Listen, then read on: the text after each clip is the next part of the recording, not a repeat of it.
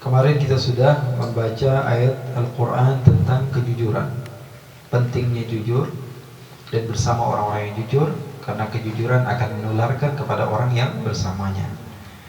Dan kita juga sedikit memulai tentang hadis Rasul sallallahu alaihi wasallam riwayat Ibnu Mas'ud dan Sayyidina Al-Hasan radhiyallahu taala. Hadis yang kedua ini diriwayatkan oleh cucunya Nabi, namanya Al-Hasan bin Ali. Jadi Nabi Muhammad punya cucu dari anak perempuannya Fatimah. Sayyidatuna Fatimah memiliki putra-putri, yang satu namanya Al-Hasan, yang satu namanya Al-Husain. Ada lagi anak laki-laki namanya Muhsin. Jadi Al-Hasan, Al-Husain, kemudian Muhsin. Anak perempuan ada juga, ada namanya Zainab juga, ada namanya Ruqayyah, ada namanya Ummu Kulthum. Semuanya ini putri Sayyidatuna Fatimah Az-Zahra, cucu-cucu baginda Nabi Muhammad SAW. Jadi Nabi Muhammad punya cucu nggak? Punya. Sampai sekarang cucu Nabi Muhammad SAW nasabnya terjaga. Dan ini menunjukkan juga bahwa sesungguhnya Nabi Muhammad SAW memiliki mukjizat yang sampai sekarang dijaga oleh Allah. Orang tidak bisa orang tidak bisa mendustakan Nabi Muhammad. Kalau keluarganya saja sampai sekarang masih ada dan bisa terjaga. Ya, Nabi Muhammad sallallahu alaihi wasallam di antara mukjizatnya kata Nabi Muhammad, nasab saya, sabab saya, besan-besan saya tidak akan nasabnya terputus sampai hari kiamat. Fa innal ansaba tanqati'u yaumal qiyamah ghaira nasabi wa sababi wa sihri. Dan juga di dalam Al-Qur'an Allah Subhanahu wa taala katakan, inna syani'aka huwal abtar. Orang yang mengatakan bahwa kamu tidak punya keturunan, mereka tidak akan punya keturunan. Jadi nasab Nabi Muhammad SAW terjaga melalui ayat Al-Quran, hadis Nabi, dan juga mata yang memandang secara mutawatir. Dari zaman sahabat ada cucunya Nabi, zaman tabi'in ada cucunya Nabi, tabi'in ada cucunya Nabi, terus menerus. Jadi tidak bisa ada orang yang baru-baru kemudian mengatakan bahwa tidak ada cucu Nabi. Ya, mata semuanya memandang dari semenjak zaman dahulu sampai zaman sekarang, dan juga sampai ke zaman nanti Imam Mahdi alaihi salatu wassalam akan datang daripada keturunannya Nabi Muhammad SAW. Kalau beriman nanti akan ada Imam Mahdi, dan Imam Mahdi dari keturunan Nabi. Datangnya nanti di akhir zaman. Sementara sekarang nggak ada keturunan Nabi. Imam Mahdinya keluar dari mana? Ya, dia percaya bahwa Imam Mahdi akan ada, dan dia percaya Imam Mahdi keturunan Nabi. Terus sekarang kalau ada keturunan Nabi dia nggak percaya, nanti di akhir zaman baru percaya. Keturunan Nabi Imam Mahdinya keluarnya dari mana? Kalau bukan nasab Nabi memang terjaga sampai nanti hadirnya Al-Imam Mahdi. Dan di antara cucu tersayang baginda Nabi Muhammad SAW adalah Sayyidina Al-Hasan. Dan Al-Hasan yang meriwayatkan hadis ini sangat disayang, dicintai oleh Nabi. Ya, ada cucu Nabi namanya Hasan dan Husain. Ini cucu kesayangan Nabi. Bahkan ada hadis yang mengatakan bahwa sesungguhnya Rasulullah SAW mengatakan, ya Allah, sesungguhnya saya mencintai keduanya, maka cintailah siapapun yang mencintai keduanya. Dengan lafaz yang berbeda-beda, kata ulama, hampir saja hadis ini menjadi mutawatir karena banyaknya riwayat yang menyebutkan bahwa Nabi Muhammad mengatakan bahwa sesungguhnya saya mencintai Hasan dan Husain, dan cintailah mereka-mereka yang mencintai Hasan dan Husain. Maka kita sebagai umat Islam yang cinta kepada Nabi, hendaklah mencintai keluarganya Nabi Muhammad SAW. Ya, kalau barang-barang yang berhubungan dengan Nabi, ada sorbannya Nabi diperebutkan, padahal sorban itu sesuatu yang munfasil. Munfasil itu apa? Pisah. Sorban saya, kalau sudah saya berikan kepada orang lain, namanya sorban orang lain. Sorban Ali berpindah tangan kepada Z, menjadi namanya sorban Z. Sorban Z berpindah tangan, artinya sesuatu yang munfasil. Tapi kalau darah itu sesuatu yang muttasil, mau kemanapun, ya tetap itu darahnya Nabi Muhammad SAW. Terkadang kita sesuatu yang pecinya Nabi, ya, kemudian sorbannya Nabi, rambutnya Nabi, itu sesuatu yang sangat mulia dan itu termasuk mukjizat. Tapi terkadang kita juga lupa bahwa sesungguhnya ada darah Nabi yang gampang sekali kalau kita dapatkan sekarang, yang kita perlu hormati, yang perlu kita muliakan, ya. Bahkan mereka yang mengaku diri mereka keluarga Nabi harus menjaga itu, bukan menjaga diri kamunya, tapi menjaga darah yang ada pada diri kamu, jangan disembarangi. Ya, kalau kamu betul-betul mencintai Nabi, kamu mengatakan bahwa kamu cucunya Nabi, kamu mencintai Nabi, maka jaga darah tersebut, jangan sampai disembarangkan. Nah, mengakunya doang cucunya Nabi, mengakunya doang keluarga Nabi, ya, sikapnya sama seperti Abu Lahab, ya, sama seperti itu juga pamannya Nabi, Abu Lahab. Ya, artinya apa? Artinya kalau kita mencintai Nabi, maka kita harus jaga segala sesuatu yang berhubungan dengan Nabi. Ya, segala sesuatu yang berisbat kepada Nabi itu semuanya mulia, apapun itu. Apapun itu, kota Nabi menjadi kota paling mulia, kota kelahiran Nabi yang menjadi mulia, kota Rasulullah hijrah menjadi mulia, sahabat Nabi menjadi mulia, keluarga Nabi menjadi mulia, sorban Nabi menjadi mulia. Bahkan dulu para raja-raja berebut semuanya, ingin mendapatkan sorbannya Nabi. Mereka rela membayar berapapun saja, mereka mampu untuk memberikan kepada orang yang memiliki sorban Nabi Muhammad sallallahu alaihi wasallam. Sayyidina Hasan, Sayyidina Husain adalah cucu Nabi Muhammad SAW yang paling dewasa. Sampai-sampai Nabi Muhammad SAW pernah khutbah di atas mimbar. Tiba-tiba Sayyidina Hasan, Sayyidina Husain datang pakai baju merah lagi. Orang lagi, Rasulullah lagi di atas mimbar khutbah, bukan lagi ngajar, lagi di atas mimbar khutbah. Lihat cucunya dua datang. Apa yang dilakukan Rasulullah? Rasulullah turun, kemudian Rasulullah gendong, kemudian diajak naik mimbar. Kemudian Rasulullah katakan, Shadaqallah, Maha benar Allah yang mengatakan, innama amwalukum wa auladukum fitnah. Harta kalian dan keluarga kalian itu fitnah. Ya, keluarga kalian, anak kalian, cucu kalian itu fitnah. Sampai-sampai saya nggak kuat, pengen mendekat kepada cucu saya ini. Karena apa? Karena memang dunia ini fitnah semua. Artinya betul-betul sayangnya Nabi kepada cucunya ini. Saya nggak sabar begitu, ingin memeluk keduanya ini. Ya, kemudian Rasulullah katakan, betul memang. Ya, anak, istri, keluarga, mereka semua fitnah. Yang membuat kita terkadang lupa kepada apapun yang ada di dunia kalau sudah rindu kepada mereka. Begitulah. Kita diajarkan oleh Allah Subhanahu wa taala bahwa sesungguhnya harusnya kita menjadikan Allah segala-galanya, namun cinta kepada keluarga adalah ibadah. Cinta kepada keluarga adalah ibadah yang dicontohkan oleh Nabi besar Muhammad SAW. Sayyidina Hasan bin Ali, beliau lahir 3 tahun setelah hijrahnya Nabi. Tadi kalau diceritakan tentang peperangan Ahzab pada tahun 5 dari hijrahnya Rasulullah SAW, ketika peperangan tersebut Sayyidina Hasan umurnya 2 tahun. Sayyidina Hasan umurnya 2 tahun. Sayyidina Husain umurnya 1 tahun. Karena dulu belum ada tahun Hijriyah, makanya mereka menyebutnya sanatain ba'da ghazwati Badr. Mata wulid Sayyidina Hasan? Wulida ba'da amaini min ghazwati Badr. Jadi ngomongnya kayak begitu. Kapan lahirnya? Lahirnya 2 tahun setelah peperangan Badar. Sayyidina Husain 3 tahun setelah peperangan Badar. Jadi nyebutnya kayak gitu karena mereka tidak ada tahun yang khusus. Jadi tergantung apa yang terjadi pada masa itu. Misalnya ada pasukan gajah yang datang, berarti namanya tahun gajah. Banyak orang-orang yang hebat pada saat itu meninggal, maka tahun kesedihan.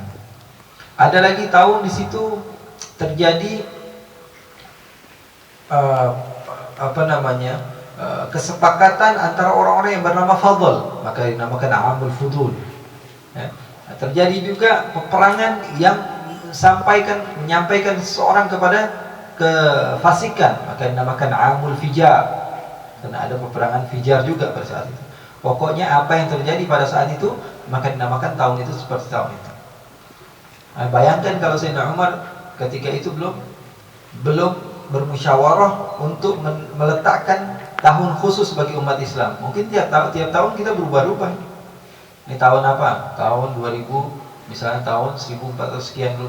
Ini tahun alay, tahun baper.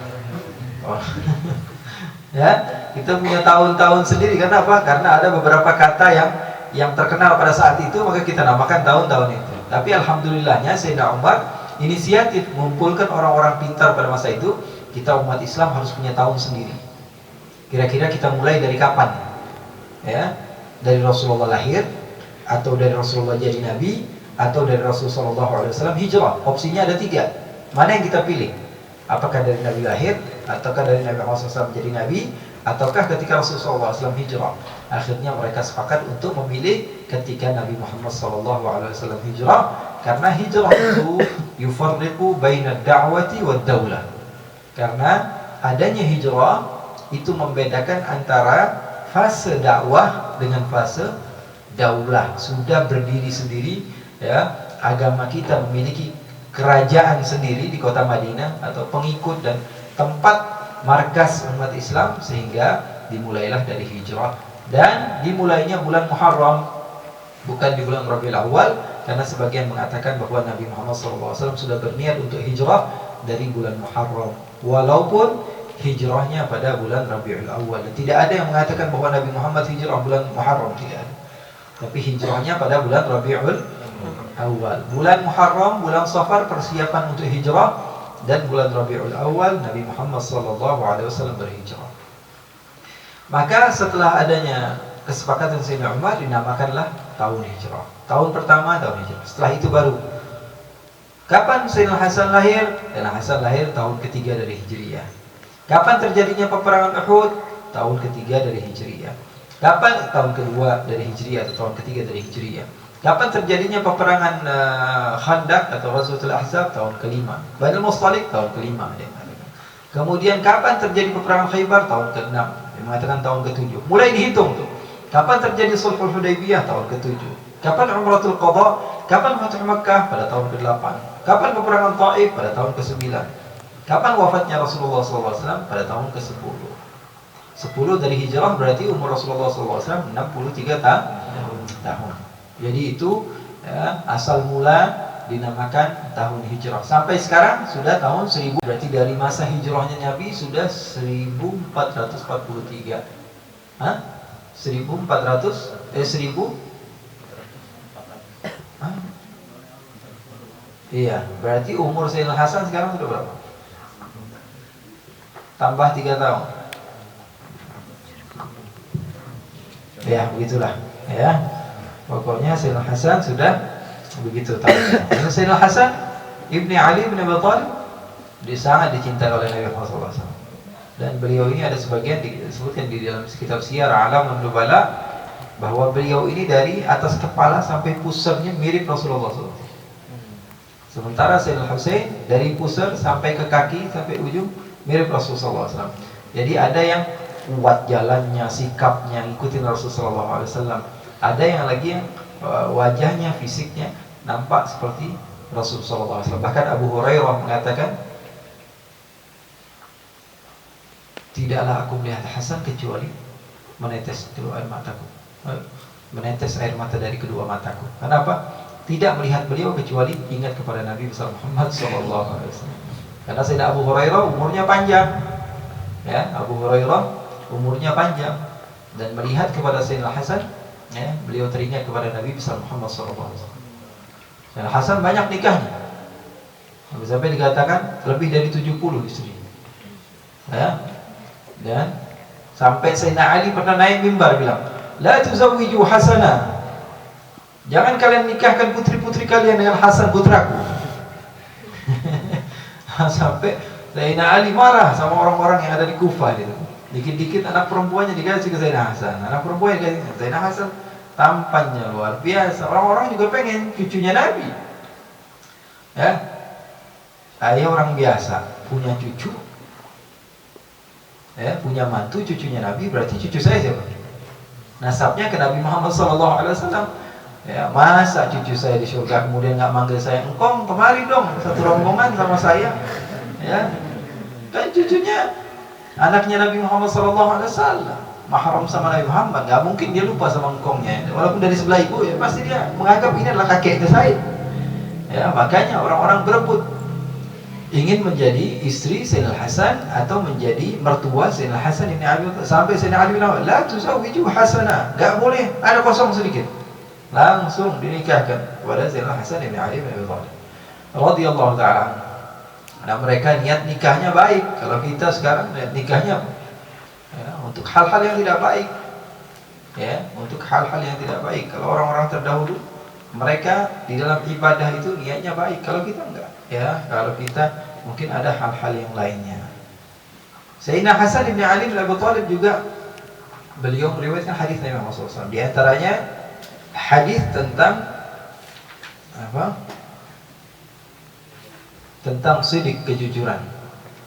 Tentang sidik, kejujuran ini beliau riwayatkan karena Sayyidina Hasan pernah mengambil bukan mengambil jadi ada di rumah itu ada kurma, beberapa kurma. Kita anak kecil biasa, umur masih 4 tahun 5 tahun, lihat kurma. Orang Arab dulu makanan ternikmat kan kurma. Sampai sekarang pun kurma tidak ketinggalan. Kurma sama madu.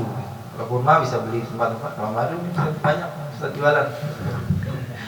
Endorse sekalian.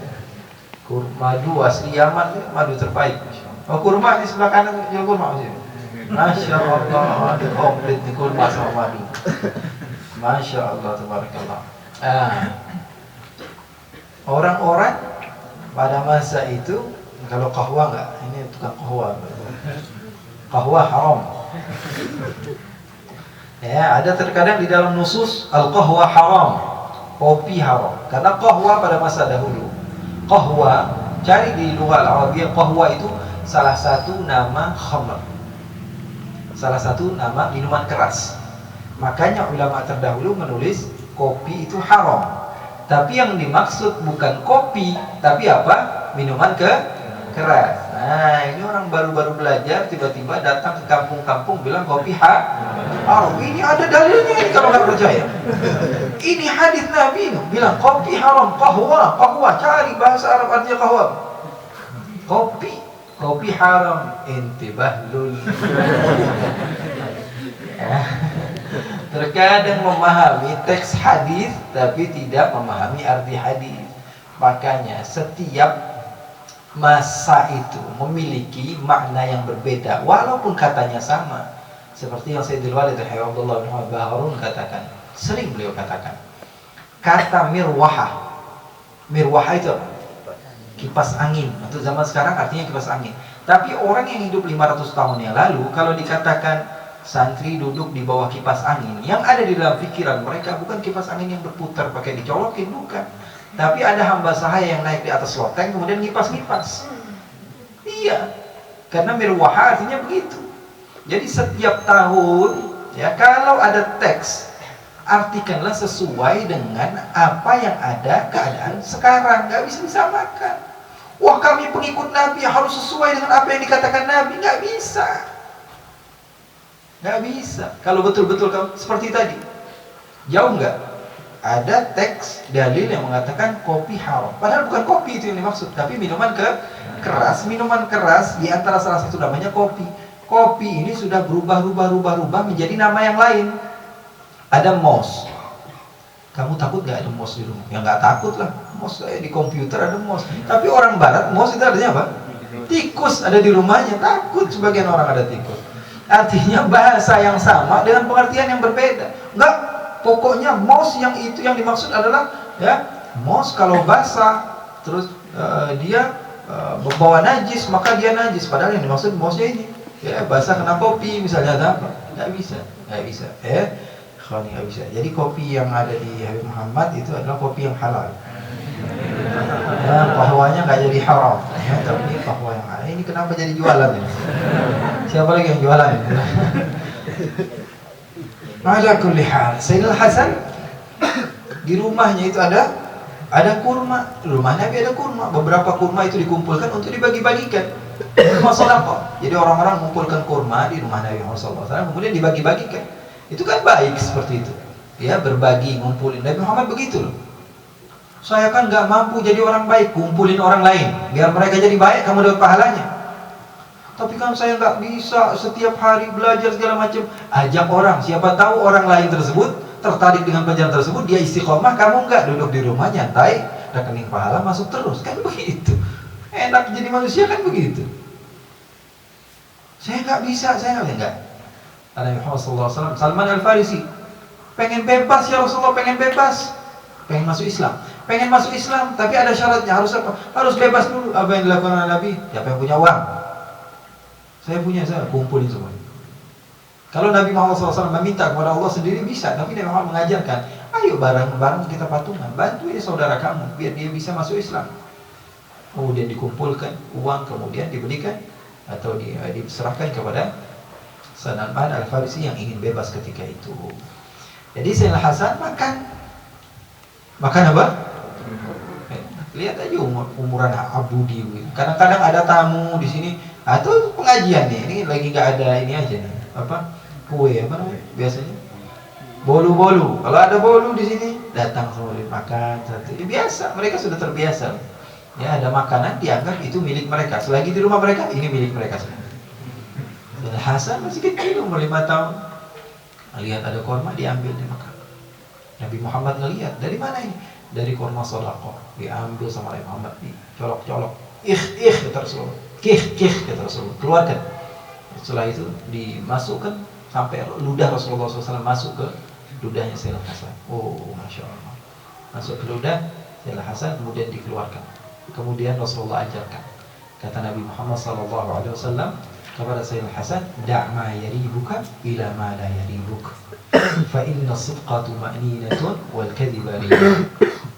Kata Nabi Muhammad SAW, tinggalkan sesuatu yang membuatmu ragu kepada sesuatu yang tidak membuatmu ragu. Ini baik atau tidak baik, tinggalin.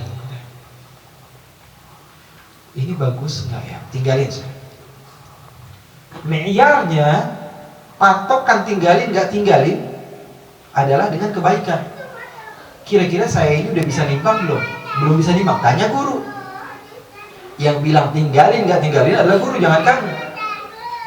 Ya, da'ma yaribuka ila ma la yaribuk. Tinggalkan sesuatu yang membuatmu ragu kepada sesuatu yang tidak membuatmu ragu. Karena kata Rasulullah SAW, al-birru matma'annat ilaihi nafs. Kebaikan adalah sesuatu yang membuat hatimu tenang. Kalau hati tenang, tenang nih hati. Ini kayaknya baik nih, yang kayak begini nih. Udah itu baik, kebaikan berarti. Tapi kalau ini gimana ya, kayak kurang serak, kayak berarti itu belum baik, belum baik. Nah, mi'yarnya bagaimana? Tanya kepada guru yang paham. Yang baik atau yang tidak baik. Kata Nabi Muhammad, fa inna sidqa tuma'ninatun. Karena sesungguhnya kejujuran, kebenaran adalah ketenangan di dalam hati.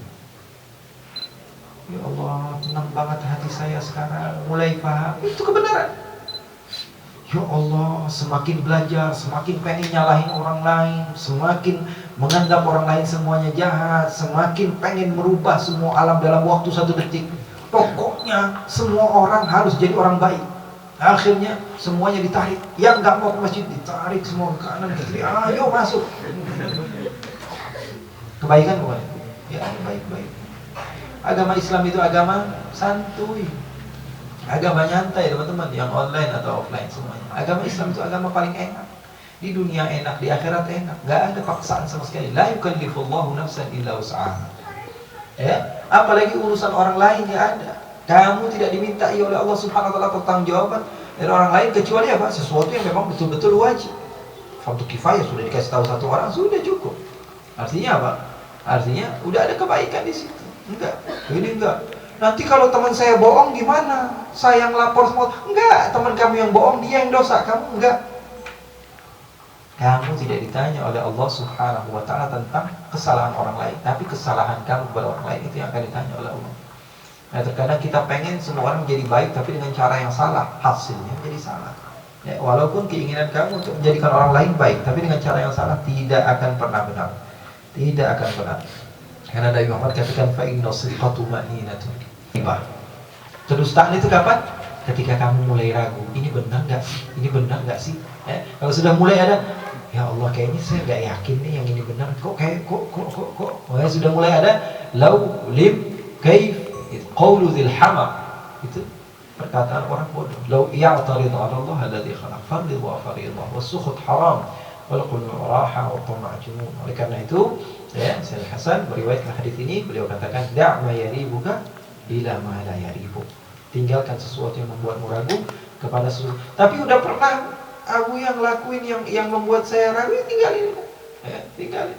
Allah Subhanahu wa taala Maha Pengampun dan memberikan petunjuk kepada hal-hal yang baik. Ila ma la yaribuk. Sekarang saya udah alhamdulillah sekarang udah gak ragu. Ini yakin kebenaran di sini, ya. Ketenangan di sini. Ya, tidak ada keraguan di sini. Sudah bismillah. Ya, saya akan berusaha untuk menjadi yang terbaik. Ya, mudah-mudahan Allah Subhanahu wa taala berikan kepada kita ilmu yang bermanfaat.